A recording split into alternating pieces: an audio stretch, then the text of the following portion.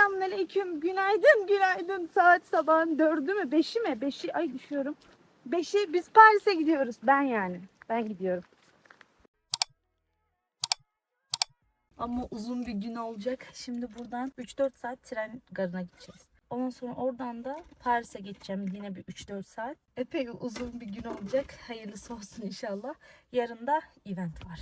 Benim ilk eventim olacak. O yüzden çok heyecanlıyım.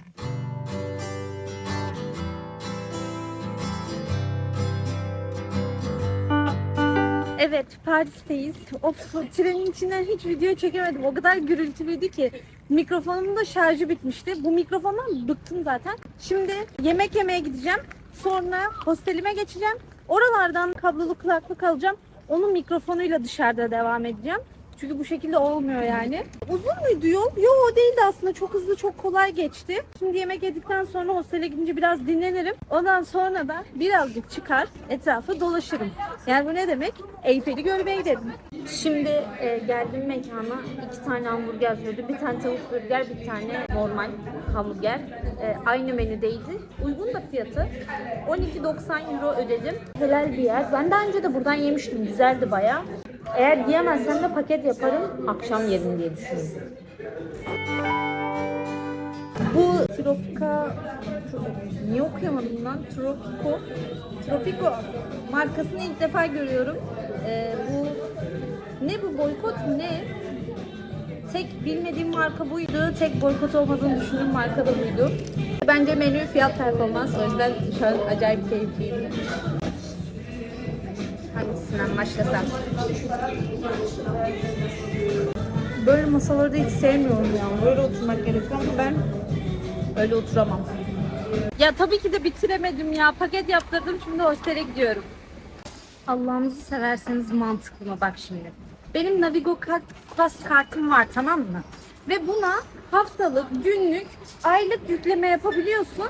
Ama buna tek yükleme yapamıyorsun. Şimdi tek yükleme için ben tekrar kart aldım. Ben ne anladım bu işten yani? Normal kartlara neden tekrar yükleme yapmıyorlar? Gerçekten çok saçma buldum ama neyse. Sorun da şu ki bu karta 2 euro ekstra oluyor. Oğlum benim zaten kartım var. Bana niye şimdi kart aldırıyorsunuz ki tekrardan? Anlamadım ama yani bence, benim fikrimce biraz bu millette pratik zeka birazcık zayıf. Her şeyi böyle dolandıra dolandıra aldık. Bunu boş boşuna. Bir de bir gün 12,5 euroydu. 12,5 euro. Yuh yani 12,5 euro.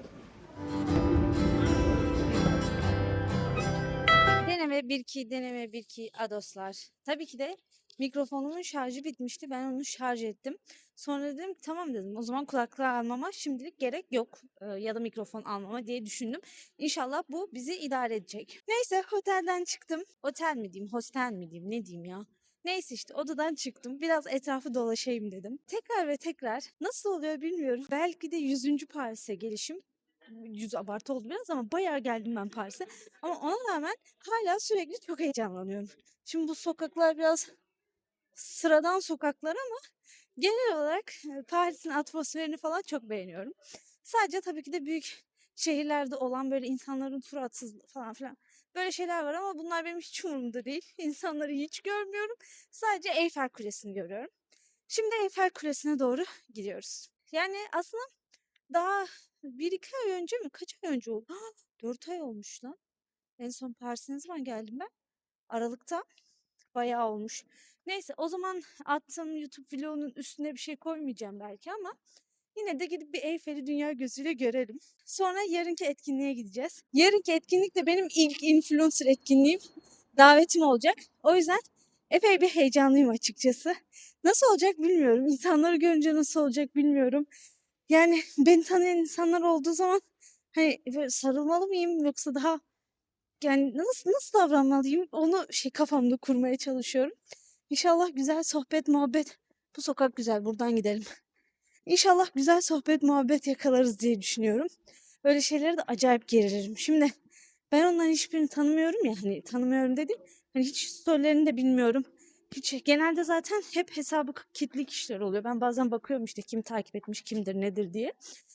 Ondan sonra Neyse arada bir mesajlaştıklarımız oluyor tabii ki ama ne kadar tanıyabilirsin ki? Ama onlar beni tanıyor gibi. Ama şimdi tanımak derken de burada şimdi belirli kısımları görülüyor falan. Diyeceğim o ki çok stresliyim. Bu sokak felaket güzelmiş. İyi yaptık buradan. Ya ben çok bayılıyorum ya. Keşke dedemlerin burada bir evi olsaydı ya.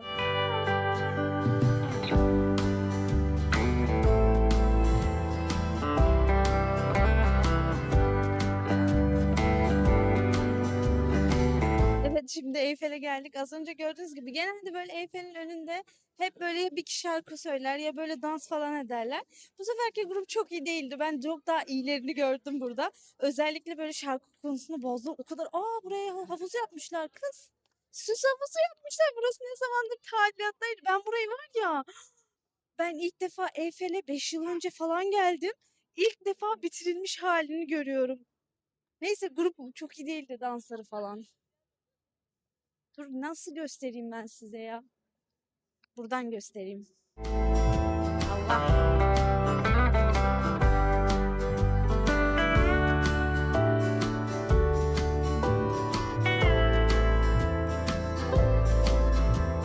Geçen sefer geldiğimde de olimpiyatlar vardı. O yüzden burası kapalıydı. Stadyuma falan çevirmişlerdi. Ne heykeli o? Neyse hemen yakından gidip bakalım. Nereden iniyorum? Ha, hep böyle olimpiyatlar vardı falan. Ondan öncesinde de hep tadilattaydı. Hatta ilk geldiğimde buraya çok gelmek istemiştim. Çünkü o zaman Uğur Böceği ve Kara Kedi'yi izliyordum. Miracles işte onu çok izliyordum. O yüzden gelmek istemiştim. Neyseciğime geldiğimde de bir bakmıştım tadilatta. Hatta Ali Atay'ın bir şarkısıyla bunu story'de paylaşmıştım. Yalan mıydı? Dın dın dın. Duygusal bir şarkıylaydı işte. Şimdi böyle görünce çok sevindim. Ama bende bir de şey olmuş. Bu Batılılara şeyiz ya biz biraz. Bir anda boynuzlu falan heykel görünce burada hemen böyle aklıma kötü kötü şeyler geldi ama at kafası da koymuşlar. Bir de öküz kafası da koymuşlar. Vardır bunların yine de bir anlamı da neyse iyiye yoracağım ben.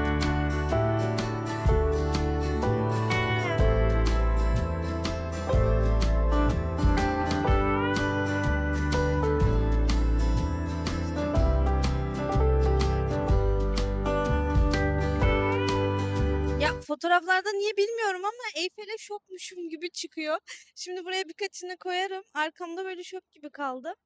Güneş de tam güzel açısında aslında ama neyse bugün fotojenik günümde değilim diyelim. Buraya bırakayım. Çok güzel. Bu açıdan bir şeyler anlatmak istiyorum da bugün çok da anlatacak bir şeyim yok. Güzel bir yer. İnşallah hepinize nasip olur görmesin. İstiyorsanız tabii istemiyorsanız. Başka istediğiniz yerler nasip olsun. Ay çok sinek var burada. Bak ya ışık çok güzel burada. Konu bulsaydım da onu anlatsaydım. Evet, bir de Eyfel'in hemen dibinde sanırım ilkbahara merhaba pazarı açmışlar. Yine atmosfer çok güzel. Buralarda böyle hayat filmlerden bir kesit gibi. Özellikle bir iki günlüğüne geliyorsanız ya devamlı kalıyorsanız öyle değildir de bir hafta bile geçen sefer bir hafta kalmıştık ya onunla bile yani türlü türlü belalar yani. Ama böyle bir iki günlüğüne çok güzel mesela. Yani şunun tatlılığına bak. Makaron, çilek, meyveler, çiçekler, böcekler. Tatlı bayağı. Kaderimde ilkbahara Paris'te Eyfel'in dibinde de merhaba demek varmış. Bundan 10 yıl önce birileri bana bunu anlatsa derdim ki siz benimle dalga mı geçiyorsunuz ya derdim. 10 yıl önce 18 yaşındaydım. Daha hiç Seferköy'den doğru dürüst çıkmamıştım yani. Hepimiz öyleyiz gerçi de 18'de. Yine de o zaman ne böyle büyük hayallerim vardı ne böyle ne bileyim ülke değiştireceğim ya başka bir yerde yaşayacağımı hiç düşünmemiştim ya hiç tahmin etmemiştim. Hani bir gezer gelirim diyordum da bu gezmenin bu kadar uzun süre kalacağı süreceği hiç aklıma gelmemişti yani. Yani garip yani hayat nereden alıyor nereye götürüyor çok garip yani. Güzel oldu değişik oldu. Çok değiştim ama biliyor musunuz? Hep söylüyorlardı zaten. Ben yurt dışına çıkmadan önce de ilk defa çıkmadan önce çok yakın bir arkadaşım vardı. Buradan ona selam. Şu anda da avukatım. Bana kötü yorum yazarsanız vallahi hemen yolluyorum ona dava açıyoruz. O benden önce yurt dışına çıkmıştı birkaç defa. Ben ilk defa çıkacağım zaman bana demişti ki ya demişti çok garip gelecek kulağa ama demişti çok değişeceksin. Yani gittiğinde geldiğinde aynı insan olmayacaksın falan demişti. Bana biraz abartı gelmişti. Demiştim ki ne alaka yani, alt tarafı gideceğiz bir yer görüp geleceğiz falan diye. Ama hakikaten çıktıktan sonra bir daha hiç aynı kişi olmadım. İlk çıktığımda geri dönüşüm, bence ben kendim geriye dönüp baktığımda böyle çok şey bir kişilik oldum sanki. Abi Avrupa'da böyle değil ya falan kişiliği oldum. O ilk görgüsüzlük yüklendi. Öyle ya. İlk çıktığımda geri geldiğimde falan ben Türkiye'de yapamam ya falan filan triplerine giriyorum. Ne alaka ya? Üf. Ağrılısın sen ya. Ne oluyor sana? Ama sonrasında hayat aldı götürdü falan filan. Daha fazla vakit geçirdikçe böyle dünya görüşüm daha farklı bir yer almaya başladı. Ya şekil almaya başladı. Yani o eski kibrimden, şurada yapamam, burada yapamamdan daha çok her kültürün, her dilin, konuşamıyorum bugün. Daha çok her kültürün, her dilin kendi içinde özel olduğunu böyle düşünmeye başladım. Önceden ya şu insanlar şöyle, bu insanlar da böyle diye ayrımcılık yaparken şunlar çok iyi, bunlar çok kötü, bunlar çok kötü, bunlar çok iyi diye ortalıkta dolanırken bu biraz daha şeye evrildi. Ya hadi bilmiyorum ya. Bilmiyorum. Geçmişini geleceğini bilmiyorum adamın. Yorum yapmayayım, boş ver. O da öyledir'e falan dönüştü böyle. Ben yurt dışının bende yaptığı etkiyi beğendim. Herkese bence öyle yapmıyordur. Herkes o kadar iyi etkisi olmayabiliyordur. Ola da biliyor, olmaya da biliyor. Ama ben bana iyi etkisi olduğunu düşünüyorum. İnsana verdiğim değeri arttırdı benim açıkçası. Yani önceden ne bileyim sanki daha küçük görüyordum herkesi de onu sanki törpüledi. Kılık kıyafete göre, konuşma şiveye göre eskiden mesela şiveleri çok kıymetsiz, çok ezik buluyordum. Artık böyle çok kıymetli buluyorum, çok değerli buluyorum. Ya da artık bir insan şiveli konuşmaya başladığında ona ön yargıyla yaklaşmıyorum. Eskiden öyle bir ön yargım vardı. Ama dediğim gibi ilk seferde bilmediğiniz bir yere gittiğinizde bünyeye biraz kibir yükleyebiliyor. Ama eğer odaklanırsanız zamanla kırılıp bambaşka güzel bir şeye dönüşüyor. Benim yurt dışı insanlara olan merhametimi arttırdı. Yargılayıcı bakışlarımı biraz indirdi. Daha geleneksel biri olmamı sağladı. En ufak örnekle bazı toplumların elle yemek yemesine of falan yapıyordum. Sonra fark ettim ki aslında her toplumda eğer böyle çok zengin kısma ait değilseniz, ki çok zengin kısmın yediği şeyleri hepimiz duyduk medyada, neyse. Değilseniz hepiniz bir şeyleri bir şekilde elle yiyorsunuz yani. Bunun sadece abartılı ve başka milletleri yermek için bir propaganda olduğuna karar verdim kendi içimde. Tabii ki de her kültürün kendince iyisi, kötüsü, size uyan tarafı, uymayan tarafı var. Ama artık şu millet pis, bu millet temiz diye ayırmamaya başladım bu süreçte, bu tecrübemle. Velhasıl kelam, hayattaki her tecrübenin aslında bizim kibrimizi törpülemesi gerekiyor. Bize kibir eklemektense ona dikkat edelim. Aramızda biliyorum genç arkadaşlarımız bolca var ve onlardan birçoğu böyle yurt dışına gitmek istiyor, görmek istiyor vesaire. Yurt dışına gidip görürken kendinizin biri olacağınızı düşünerek ya da o hedefle gitmeyin. Daha çok hiç kimse olmadığınızı anlayacağınız bir serüvene gidiyormuşsunuz gibi gidin. Ne demek istediğimi anladınız mı bilmiyorum ama ilk evden çıkarken o yurt dışına ben biriyim ya, ben bunu başardım falan filan diye çıktım. Sonra insanları tanıdım, gördüm falan. Sonra dedim ki ya ben dedim bu dünyada hiç kimseyim ya. Hiç kimse. Gerçekten hiç kimseyim. Tabii hala hatalarımız falan oluyor yani. Böyle insan teoride anlatırken çok mükemmelmiş gibi duruyor da hayatta pratikte o kadar %100 uygulayamıyorsun. Onu da bu ekleyeyim yani. Şimdi izleyenler belki şey diyordu. Oha ya ne kadar iyi olgunlaşmış birisi. Ama hala bazen çocukça davranışlarım oluyor hayatta. Her zaman bunları da niye söylüyorum biliyor musunuz? Ben dahi hiç kimseyi internette, televizyonda, medyada izlerken söylediklerine göre hap diye bir kalıba oturtturmayın. O yüzden yani tüm uyarım bu yüzden. Çünkü herkes zaten her şey insan için ya. İnsan hatalarıyla, doğrularıyla, yanlışlarıyla bir birey. O yüzden herkesin ne kadar iyi konuşuyor olursa olsun, hitabı ne kadar iyi olursa olsun herkesin bir insan olduğunu unutmayın. Hata yapabilen, yanlış yapabilen. Öyle yani. Nereden geldik kız bu konuya? Valla avukat arkadaşımdan geldik. Tekrar diyorum kötü yorum yapmayın. Valla avukata veriyorum. Çok güzel bir bot varmış burada. Yemek yiyecekler herhalde içinde. Yani öyle arkadaşlar. Hayat bir serüven. Sizin başarılarınız aslında, sizin rızıklarınız aslında sizin kendinizi bir şey zannetmeniz için değil.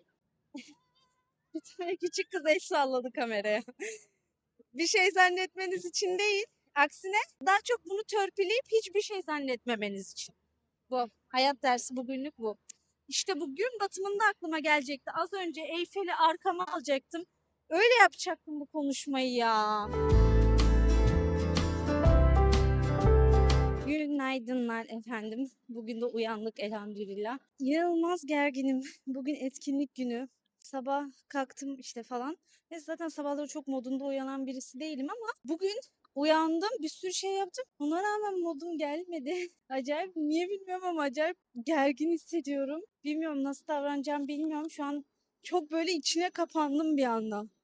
Aslında ama normalde daha böyle falan biriyim ama bugün öyle değilim ya. Nerede benim neşem? Neşemi bana geri verin. Veya tanımadığım insanları göreceğim ya herhalde. Ben tanımadım derken şimdi etkinlik sahiplerini bilmiyorum. Yalnız başıma gidiyorum. Gerçi yalnız başıma gitmek benim için sorun değil de. İşte beni tanıyan insanlar olacak. Hani ben denk geldiğimde adlarını iyi ama ne bileyim kuruyorum işte kafada ya. İsimlerini bilmiyorum takipçilerimin diye taktım kafaya. Ama nasıl bileyim? Belki de hiç kimse görmez ya beni. Bu da olabilir. Hiç kimse tanımayabilir. İnanılmaz. Ne güzel bir sokaksın sen. İnanılmaz gerginim. Allah'ım sen yardım et. Kız videoyu tekrar izleyeyim dedim. Eşarbım ne biçim gözüküyor öyle. Aslında çok tatlı oldu.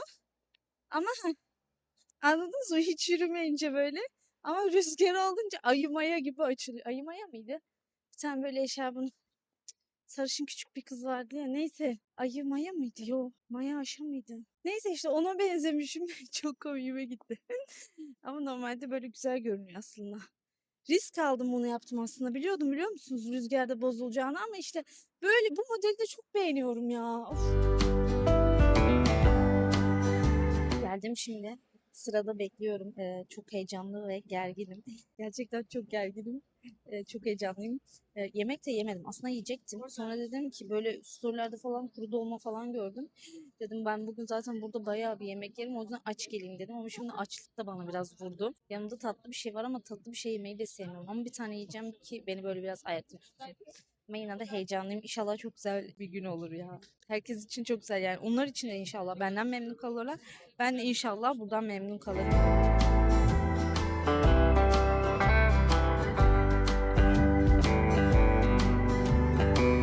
Arkadaşlar etkinlik alanındayız. Bayağı bir kalabalık, bayağı güzel standlar açmışlar. Şu an etrafı dolaşıyordum. Ben aslında var ya buraya saat 12'de girdim. Saat şu an 3 falan. Neden hiç vlog ekleme yapamadım biliyor musunuz? Çünkü çok teşekkür ediyorum. Sürekli takipçilerim sizlerle karşılaştım. Çok güzel sohbetler ettik. Hep böyle birbirimizi tanıyormuşuz gibi sohbetler ettik. O yüzden de biraz YouTube'a video yapamadım. Biraz dışarı çıkacağım hava almaya. Etkinlik alanı süper. Benim beklediğimden çok daha fazla insan var bu arada. Ve biraz böyle sanırım gerginliğim falan filan vardı. Ama ya Allah'a bir şükür o kadar tatlı insanlarla denk geldim. O kadar tatlı insanlarla karşılaştım ki o bütün gerginliğim falan filan kaçtı gitti. Sadece burada neye dua ediyorum biliyor musunuz? Şimdi her şey çok güzel. İnsanlarla tanışıyorum. İnsanlar yanıma geliyor. Çok güzel dualar ediyorlar. Allah hepinizden razı olsun. Kat ve katını size versin inşallah. Sadece ne korkutuyor insanı biliyor musunuz? İşte ün, şan, şöhret hep tehlikeli falan filan diyorlar ya benim tripler. Riyadan korktum. Çünkü insan tanındıkça böyle ne bileyim insan olsun bu çünkü. Tanıştığın insana ne kadar tatlısın ne kadar iyisin dedikçe kendin buna inanırsın ve böyle riyaya düşebilirsin diye böyle bu beni biraz korkuttu. Size bunu niye söylüyorum? Çünkü aranızda bunu izleyenler arasından dua talep ediyorum. Allah hepimizi gizli şirkten, riyadan korusun, kendini beğenmişlikten korusun. Beni de korusun inşallah. Çok güzel dualarınız var. Rabbim o dualarınızı hak etmeyi nasip eylesin bana. Ben böyle rahat rahat konuşuyorum ki Türkçe anlamıyor değil. Burada herkes Türk neredeyse şu an. Gerçi başka milletlerden de gelen çok olmuş. Araplar falan. Neyse işte diyeceğim o ki bol bol dualarınızı bekliyorum arkadaşlar. Birazdan da biraz sakinleşsin ortalık. Stand gezelim. Ne var ne yok diye bir kahve falan içelim.